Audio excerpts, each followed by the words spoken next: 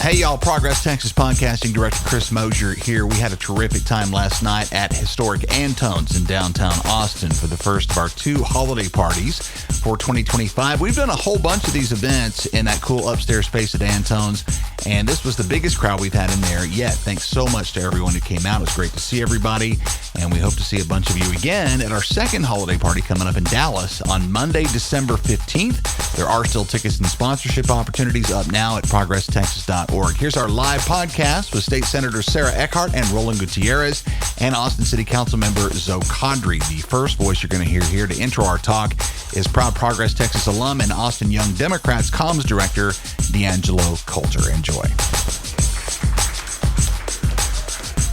Hello, good evening. How are y'all doing? Let's try this one more time. Good evening. How are we all doing? There's a spirit. First, thank you all so much for coming, and I'm honored to be here with you all tonight. My name is D'Angelo Coulter, and I am a current Master of Public Affairs candidate at the LBJ School, graduating in May of next year. And I had an opportunity to serve as a Progress Texas intern in 2024. And so the reason why I chose Progress Texas was because not only did I admire the work, but truly the content that they put out, really highlighting transformative and progressive wins throughout Texas and across the country. And I'm pretty sure I'm not the only one who could also attest to this, but at a time when our politics is really becoming more intense and polarizing, we need independent progressive media like Progress Texas. Ones who bring the facts, bring clarity, and truly help us remind us to keep our eyes on the prize and not lose hope about the possibilities of our state. Being this intern has helped train my communication skills and even given me a deeper appreciation for media outlets like Progress Texas. And ever since then, my passion for public service has only deepened. From my time serving as a policy analyst in the Texas Senate during the 89th legislature, to now being a policy staffer for Travis County Commissioner Jeff Trevelyan of Precinct 1, focusing on housing and transportation issues. Truly supporting news outlets like Progress Texas is extremely critical because we're gonna truly need people who are gonna truly not let us forget the possibilities of our state, and also not let us forget that when we organize and mobilize and keep the consistency, we will see the end through. And it is my honor to introduce the executive director of Progress Texas, who will be moderating our panel tonight, Ms. Kathleen Thompson. Thank you, D'Angelo. And I'd like to briefly welcome you all and thank our board members in attendance. I'd like to thank our staff. And I know we're on a little bit of a time crunch, so let's go ahead and get started. Welcome to the Progress Texas Happy Hour. We're gathered tonight on not only the same day, but the exact same time that the filing deadline has just ended for the 2026 midterms. For our panelists, should anything breaking news to happen, please be prepared to pivot. But for now, we're so pleased to have you all join us for the first of our two 2025 holiday parties. Everybody, please give it up for our pod panel tonight, and thanks to all of them and for all of you for being here. And speaking of pivoting, we have a big pivot to discuss. Let's start there with Austin State Senator Sarah Eckhardt, who just this morning announced a big pivot of her own from a planned run from the new gerrymandered CD10 to a statewide run. And I was telling some of you all tonight, you didn't know, for a statewide run for the Texas State Comptroller. So, Senator, tell us as we're getting started tonight, what led you to make this last minute change?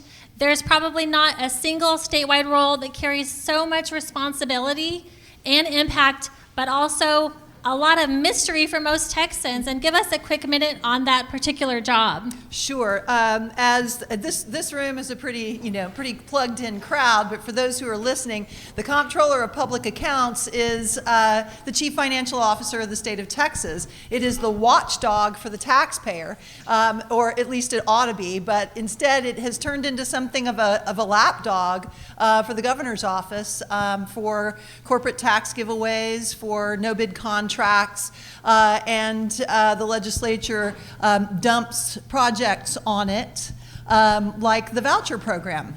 So this is a very powerful office, a very important office, and we must rebuild trust in this office. Because whether the executive is held by Republicans or Democrats, you need this fiscal watchdog to say, hold up, you're giving taxpayer dollars to private interests. You're siphoning off our revenues to provide services to the people of Texas and giving it in a pay-to-play to political friends. And that can't happen whether it's Republicans or Democrats. Thank you, Senator. Both of our remaining guests are going to be on the Texas ballots next year as well. We're going to turn to State Senator Roland Gutierrez of San Antonio, who's no stranger to statewide runs, and I'd like to remind the audience that Progress Texas proudly endorsed you in your run for U.S. Senate. Woo.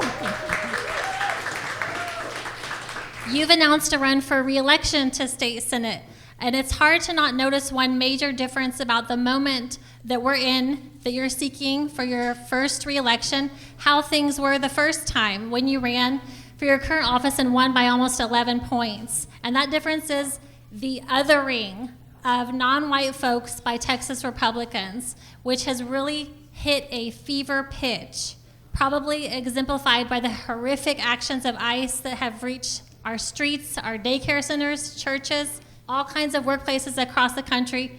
Tell us how you're seeing the current moment. Well, thank you, Kathleen. Thank you, Chris, and everybody at Progress Texas. And a big shout out to my colleague, Sarah Eckhardt, because she's an ass kicker. She's going to go kick some ass. I'm only taking a page from Roland's playbook, really. No. And listen, the time, we have to all sit down and really think about where we are. And we're in a moment where we have a president like no other, right? We have a president like no other. We need to believe him. He has been the worst president that this country has ever had. Absolutely. He's turned our country into, probably worse than most third world country dictators. And that's where we are, and that's where this difference is. And what you're seeing happening to people undocumented workers, what you're seeing happening, to U.S. citizens that are being accused of being undocumented workers. You have people being detained and arrested for large periods of time. We just had a migrant family separated in our office, and you feel impotent to it all. And I'm also an immigration lawyer, and I got to tell you, it's been the hardest time of my life. But I'd always thought that there was, or at least we had kept hearing, the Republicans are making some inroads with Hispanics. And I still don't believe it. But I hope by now that any Hispanic that thinks that the Republican Party or Donald Trump has your back, I hope that now you think twice. Whether you're in the Valley, the place that he called a shithole, and it's not, you have to think twice about where we are with these people, because they don't have your back. They don't care about Hispanic values. They don't care about Hispanic people. They don't care about black people. They don't care about transgender people. They have one agenda. And I'm sorry, and it's not nice to say it. It's not to talk about class and elitism and so on. But they have one agenda, and it's white power. And that's it. And we have to understand where we are in this space, in this time, in this world. And that's a reality. And so I think that that's the big significant difference right now. And I really believe that there's only one politics that's going to get us out of this, and that is progressive politics and progressive values. What Bernie says, what AOC says, it's all 100% right. The cost of everything is too high. Millionaires and billionaires are going off, and they're wreaking record windfalls while the rest of us get screwed over. And last but not least, finally, and also running for re-election for the first time is Austin City Council member Zoe Qadri. There are a lot of reasons that you have drawn comparisons to newly elected mayor of New York City, Zohran Mamdani, and it goes beyond the fact that both of your names begin with Zoe, right? You're both children of immigrants at a moment when our country, as Senator Gutierrez has talked about, you and Mr. Mamdani are both Muslim, at a moment when Republicans at all levels are expressing some of the ugliest Islamophobia that we've seen maybe since 9/11. You're both public servants in historically progressive towns. In New York, progressive ideas are having a heyday, and that has resulted in big ballot wins. In Austin, I've heard some people say progressive ideals might be receding. Will you give us your view on Austin's political momentum and tell us about how you see yourself and your reelection campaign through that lens? Sure. Well, once again, honored to be here tonight. So much thanks and love to Progress Texas, and also honored to share a stage with Senators Gutierrez and Eckhardt. And also want to give a shout out to my colleague, Councilmember Ellis, who's here tonight with us as well. I will say he has better hair than I do. My hair is always a mess. The amount of times I have my staff text me during a council meeting, like, move your hair this way. So I need to figure out who does his hair, and I need to get a haircut. No, I think, Texas obviously is in New York. New York City is not Austin. So I always wonder, when Zoran won his race, I got so many texts from folks, you guys need to do this, you guys need to do that. And I agree. I think the campaign that Zoran ran, the campaign that many folks run across this country that people are proud of, and in this state, are campaigns led on hope, on empathy, and on kindness. And I think that's what we saw in the New York City race, in particular. What we saw from Mayor-elect Mamdani's opponents was that of fear and othering and Islamophobia, which has been something that's been used against folks in my community even before 9/11. I think folks have become more empowered. We obviously have a president that there's no community that's kind of off limits in terms of where his hate touches and who he drags down.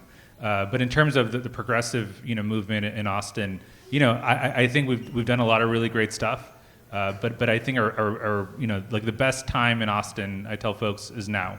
It's now and it's in the future, right? When folks are like, "Oh, I wish we were back in the Austin of 50 years ago," I'm like, "Why would you want to be back in that Austin?" That's an Austin where, in certain parts, in certain stories, immigrant folks don't have a seat at the table, right? Women don't have a seat on the table. Black folks don't have a seat at the table. Trans folks don't have a seat at the table. Muslim folks don't have a seat at the table. Jewish folks don't have a seat at the table. So for me, the best Austin that we have is now, and the Austin that we're building towards. But yeah, I think there's a lot of work to be done in terms of the progressive movement. One thing that I think about, and I don't know where everyone in the room is at, but I was a big believer in Prop Q.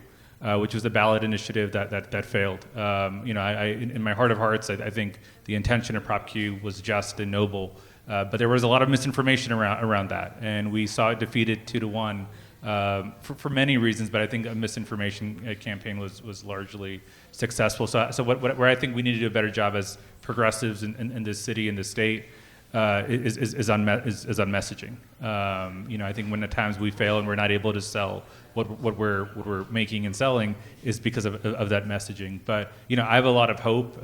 Like I said, we've been incredibly aggressive as a council to make sure that folks are able to live in the city, are able to get from point A to point B in the city, and that folks feel safe in the city.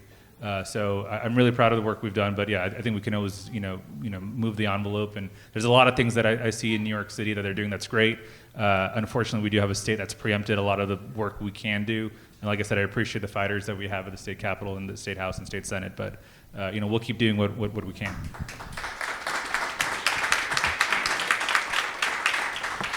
This is a question for all three of you, and we'll start with you, Senator Eckhardt. We've seen a lot of Republican Congress members drop out in recent weeks. Some saying they won't even fulfill the remainder of their term, and it's starting to look like they're expecting a big blue wave. Given what we're seeing in state and national politics, should Republicans be worried or even panicking right now? Republicans should be worried. There's definitely going to be a blue wave. We're definitely going to see midterm wins. Yeah, so let's pump ourselves up. Yeah. So that's the good news. Here's the bad news, though. A lot of Republicans are leaving, and not because they're afraid a Democrat is going to take their seat. They're afraid that a Trump blindly loyal MAGA nutter is going to take their seat. And they have had it with an executive branch that is overtaking the authority of the Congress, and they don't see a way off this crazy train. So we need to be realistic that a certain number of Republicans are leaving to be replaced by crazy train MAGA Republicans. So while, yes, they should definitely be worried, there are twin worries. The Democrats are going to retake the House, and we are, and that's awesome. But also, those Republicans who are left will be MAGA crazy trains. Over to you, Senator Gutierrez. Same question.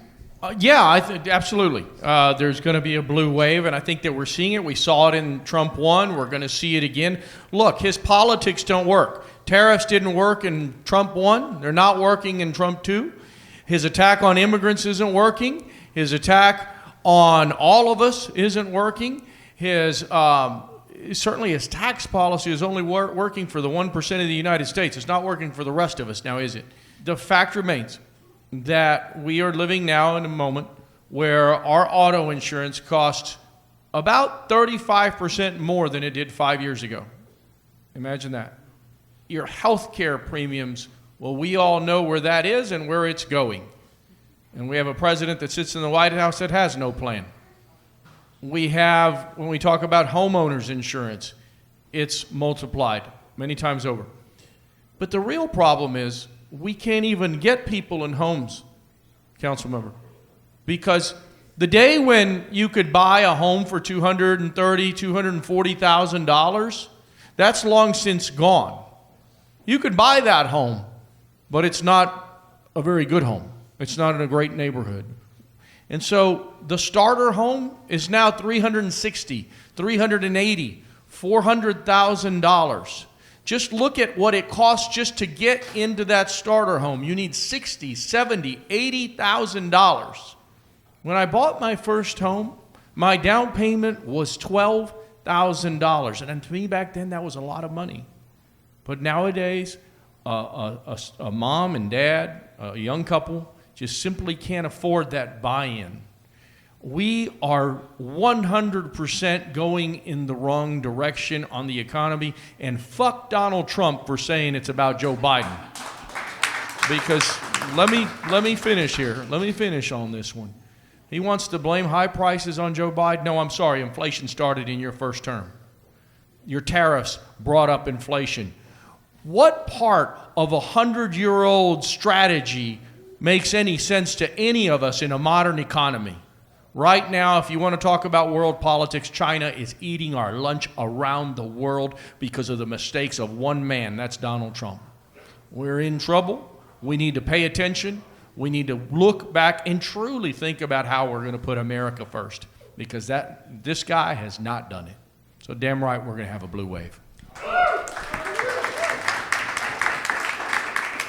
He said he doesn't want to hear about the affordability. I want to talk about affordability. Councilmember, same question to you. So many, even here in Texas, Republicans are saying, I'm not running again. For whatever reason, I want to spend more time with my whatever. Mistress, dog, family. Yeah. Having to go after both of the senators, I think my answer is going to be a bit of the same. I think as the party, I was on my way here and I was talking to a friend of mine, and they were talking to me about the Railroad Commission race, and it's Rep. Rosenthal's running. And I said, "Who's running on the Republican side?" And they said, "There's a gentleman by the name of Beau French, who's just as vile as President Trump, if not more," which I would think is a hard thing to do.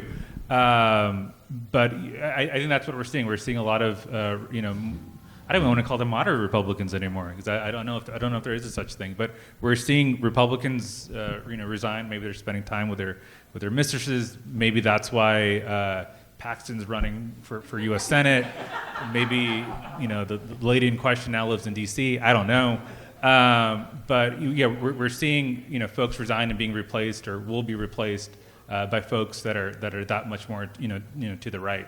That being said, as someone who represents one of the bluer parts of the city that represents the students at UT, 52,000 strong, you're seeing the excitement around folks who are running for office, whether it be Senator Eckhardt running for Comptroller. People right now might have feelings on some of the movements and shuffling of the races, but having what we have at the top of the ticket with the U.S. Senate race, with everyone from governor all the way to the bottom, like people are really excited. People are energized.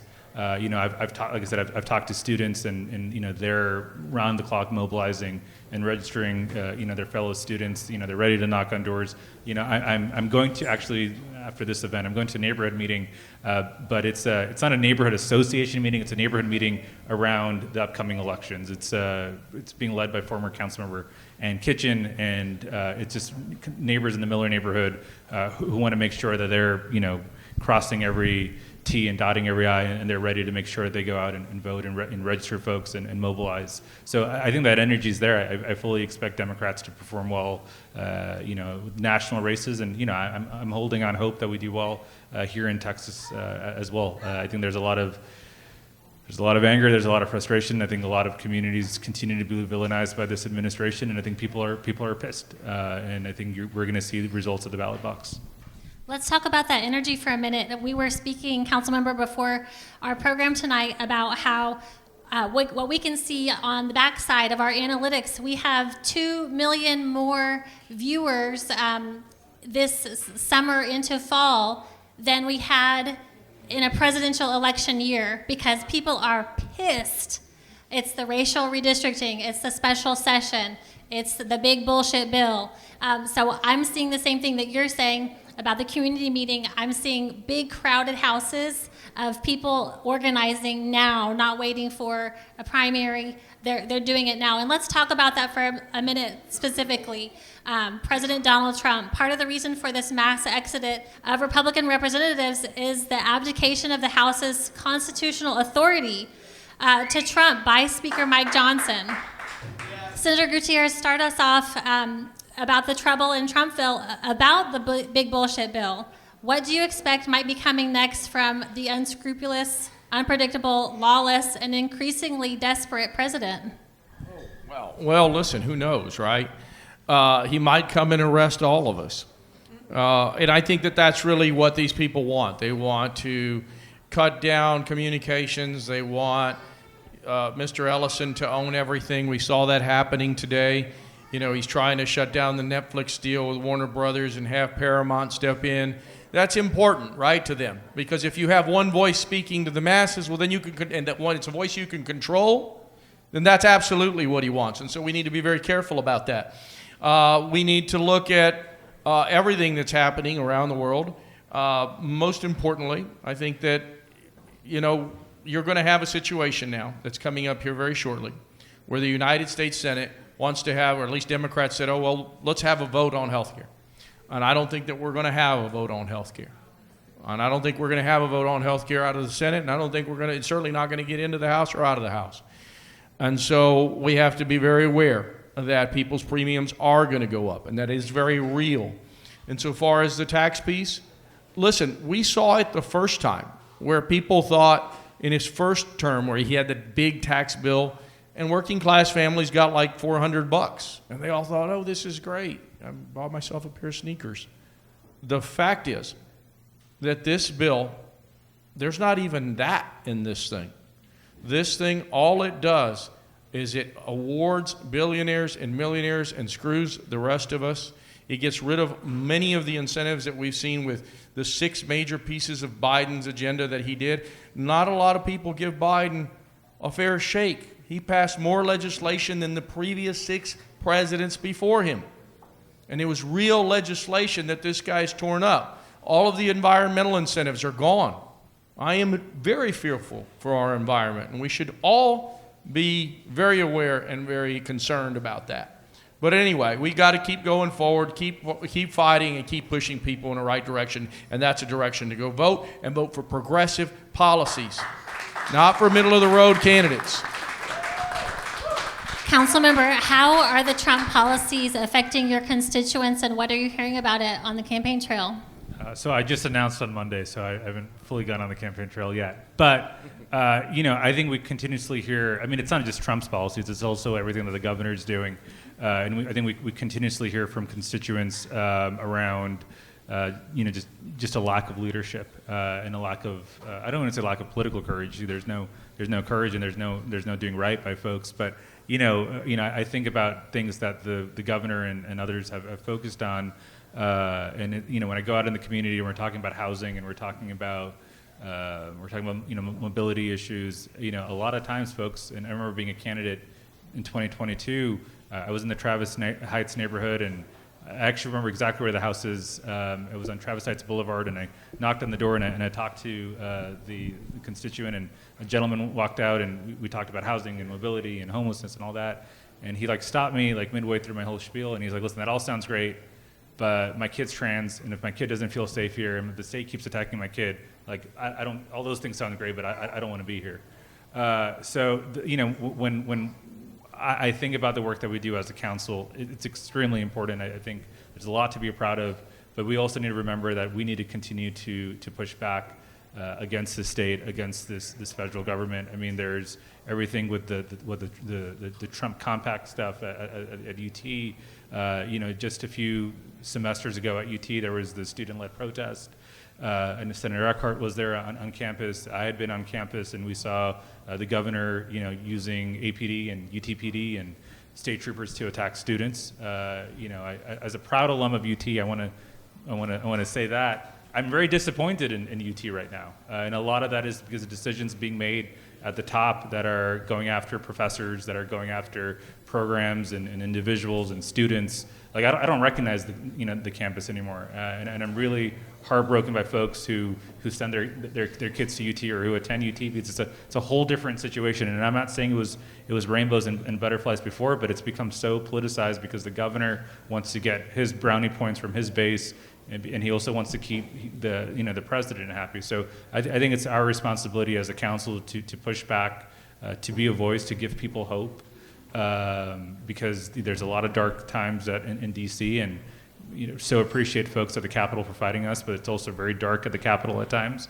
And I think at the local levels where we really have an opportunity to give people hope, to be like, hey, we're going to fight for affordable housing and making sure our unhoused neighbors have shelter, and we're going to fight for all these mobility issues. But we're also going to push back. We're going to push back when ICE is in town and harassing folks. We're going to be pushing back against our unhoused folks being, the sweeps on the camps that they live at, and them being villainized and put in jail. We're going to push back against trans folks being attacked and villainized, and trans kids being, attacked. So, I think our responsibility at the local level is just to fight. And we're not going to win all the time. And there's a lot of really bad preemption that affects us at the local level. But, the governor's a pain in the ass. I really do hope Rep. Hinojosa is able to win that race. The president's a larger pain in the ass. He's going to term out, but the people that he's emboldened and the people that he's empowered are going to continue to be there, and it's our responsibility. It's our moral responsibility, I believe, as elected officials and as folks who give a damn to continue to fight. And Senator Eckhardt, say a little bit more about how your office has some independence and how you can do things not only differently that they have been done, but that we're just speaking about President Trump and Governor Abbott. How can you, being the next Texas Comptroller, only help Texans? So I know y'all are all aware of the U.S. Supreme Court arguments today over whether or not the president can just remove heads of departments for no other reason than they don't agree with him politically and that they're a pain in his ass, right? So that's super troubling because that creates a king, right? But here's the thing about the Texas Constitution. The Texas Constitution, we complain about the fact that the Texas Constitution has a ton of separately elected officials. But that is its genius, y'all. Because it has separately elected officials for the land commissioner, for the railroad commission, for the ag commissioner, and for the lieutenant governor. We'll talk more about that in a minute. But most especially for the comptroller of public accounts. Because an independently elected comptroller of public accounts can speak truth to power in a way that an appointed auditor could never do. So there is $28 billion with a B in the Economic Stabilization Reserve. How many of y'all feel economically stable? Right?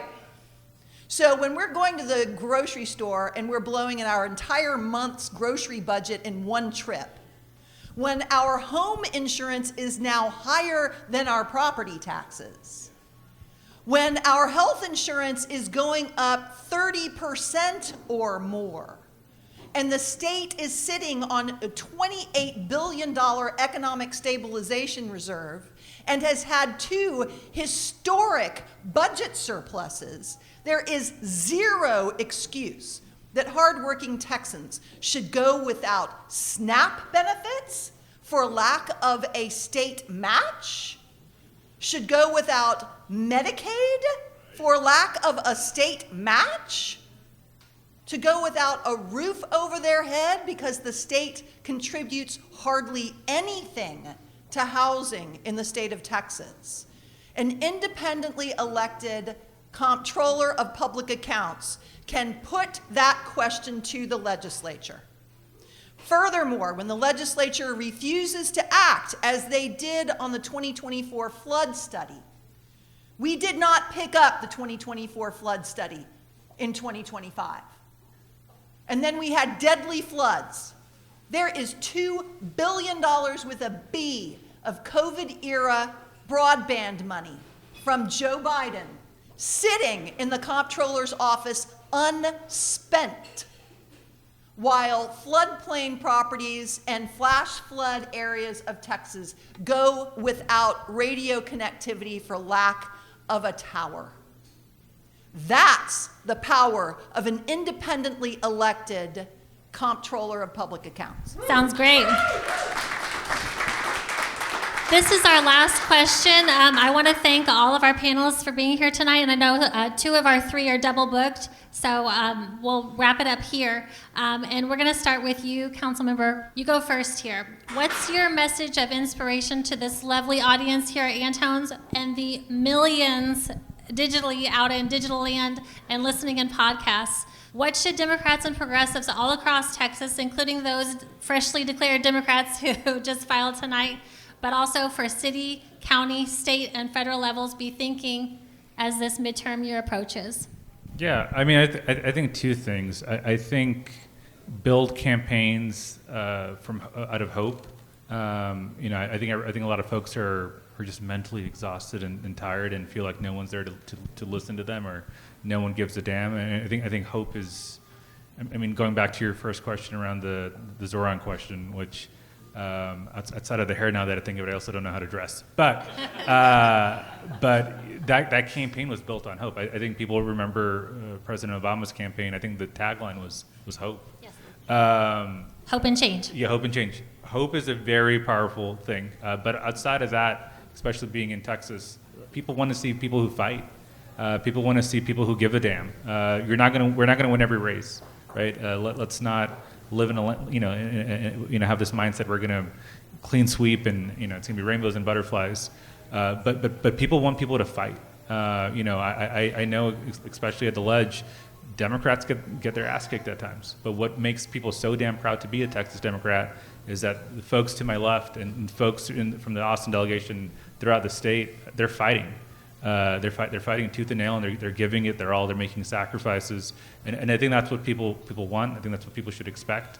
Whether it be a city council member or a school trustee or a county commissioner, or a state rep or a congressperson, is that fight like hell, because the people that you're going up against at times don't consider you human. At times they lack humanity, and they also don't see your humanity. So put everything out on out on the table, give it your all and fight, and the people will come out because people want something to believe in, and people don't. And I think this is something Senator Gutierrez said: moderate politics or moderate politics, moderate campaigns don't inspire people. Push the envelope, right? Like progressive politics does inspire people, and I'm going to keep alluding to New York, but look at New York City. Yeah. Look at other big. Look at I think of stuff on the local level at times, but like think of Boston and Michelle Wu, who's the mayor out of Boston. Think of what we saw in the city of Detroit. Think of what we see folks East Coast to West Coast. To the Deep South. Like people want a fighter, and people go left. moderate politics are also very boring. They're inherently really boring. And they also at times lack empathy. And if you can't fight for our most vulnerable communities, you shouldn't be running. So let alone be in elected office. And I've said this so many times to my campaign team, and I'll say it again this time around, is that I'd rather go down swinging on things that I believe in and fighting for folks than play moderate politics and sit on my hands. Because I'm doing a bit of a campaign speech, but when I ran the first time, we had so much support from folks in the community that when I got into office, I didn't feel like I owed anything to anyone outside of the people. So when I voted against the police contract, or when I've taken a stance on what's going on in Gaza, I felt like I was doing it for the people, and you could sleep well at night with that mindset. And win, lose, or go home, you're standing for the people. Thank you. Same question to you, Senator Gutierrez. What's your message to folks listening at home and folks here? And also, just another word about the primaries. A primary means somebody's going to win and somebody's going to lose. No, that's right. So I think, it's about hope, but it's also about why. Why can't we have free college? Why can't we have free technical schools? We can afford all of that, I promise you. Trump said some bullshit the other day, we're going to give $1,000 per every kid that's born. Okay, well, can't afford that, but guess who can? The state of, and he said for 18 years, and it amounted to $5,600. You can keep your $5,600. The state of Texas could give the 360,000 kids that are born here every year, can give them $500. $1,000. We've done it. They give money away like crazy, these other guys. You amortize that until you're 65 and you'll see something very real. Now you'll have a real retirement. So all of those things are possible. Hell, call it $100, call it $200, but do something. Why can't we solve homelessness? We can. We can afford to do it. Why can't we job train for people just like Clinton did and have real welfare to work programs that we've eliminated over time? We can do those things. And we can have real opportunities. Why can't all of us be driving on that street on electric cars? Because we should, right? Why can't we have a greener world for our children, for our grandchildren down the road? We deserve all of those things.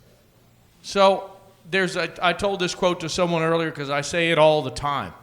There was one really badass Republican. His name was Abraham Lincoln. He was badass, I promise you.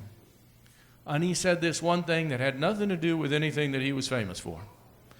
He said on the role of government, he said this: the legitimate role of government is to do for the people that which they cannot do for themselves.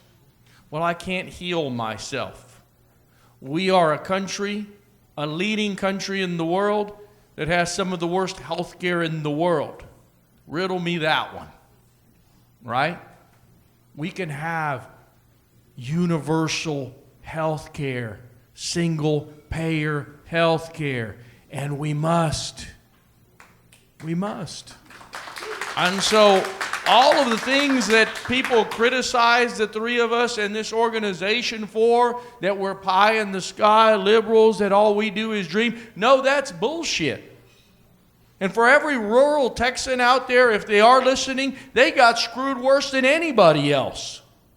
They are listening. I got $100 million amendment on the budget. And when Dan Patrick and everybody said, you can't do that, I said, well, let's go. Your guy just cut $50 billion out of our farmers across this nation. It would have cost the state of Texas $50 million. And we doubled it, and we got $100 million. If you don't fight, you don't win. He knows it, she knows it, and I know it. And for every Democrat that wants to play that middle-of-the-road bullshit mamby-pamby politics, you tell them we don't want that, and we don't want you. We want fighters. When we fight, we win. When we fight, we win. That's right. Thank you, Senator Gutierrez. All right, I'm going to first tell you a little story. How many of y'all knew Shooty Fath? Oh, I see some hands go up. Shooty Fath lived to be 106 years old. She was one of the most amazing organizers I've ever known. She won't go down in the history books, but she should. And she gave me her 3-part mantra, and this is how Shooty talked. She was from Bastrop, and she said, first, you gotta give a damn about something and work to change it. Second, you need friends, because you don't do this work on your own. And third, you gotta have faith that if you don't try, things will get worse. And I said, hold up, Shooty, can I say, because I tried, things got better? And she said, no. And this is why. If you're waiting to get off your ass until you're certain you're gonna win, you're never gonna win. You gotta live with uncertainty. The only certainty is that if you don't try, it gets worse. That is a mantra to live by. Because here's the deal. We're living in the wealthiest nation in human history. We're in the state that is the second wealthiest among the states in the wealthiest nation in human history. And yet our state government has become a breeding ground that's then emulated at the federal level of a pure pay-to-play retribution politics. Hoarding power and wealth with zero care about Lincoln's exhortation that government should do for the people what they can't do for themselves. So here's something else that he said, and I'm paraphrasing, but Lincoln said, we should have all the government that we need, and we should only have the government that we need. We don't need the pay-to-play politics. We don't need the retribution politics. We don't need people up in your bathroom and your bedroom and your doctor's office and your classroom. We don't need any of that, and it has to stop. So, going back to the idea of progressives, if moderates are sitting on their hands waiting for a sure thing, sorry, I don't want you in the trenches with me. I want people who will risk failure, because we're going to fail if we don't risk. And you all in this room know that. So let's go out there and be fiercely decent, happy warriors for democracy. Amen to all of that. Thanks to all three of you for spending this evening with us. Let's hear one more time for State Senator Sarah Eckhardt, Senator Roland Gutierrez, and Austin City Councilmember Zoe Qadri. We're doing this again 1 week from tonight on Monday, December 15th in Dallas, where our pod panel will feature Austin State Rep and gubernatorial candidate Gina Hinojosa, Attorney General candidate Joe Jaworski, and House Democratic Caucus Chair and Houston State Rep Jean Wu. Please go to progresstexas.org or see the show notes of this podcast for a link to sponsorships and tickets.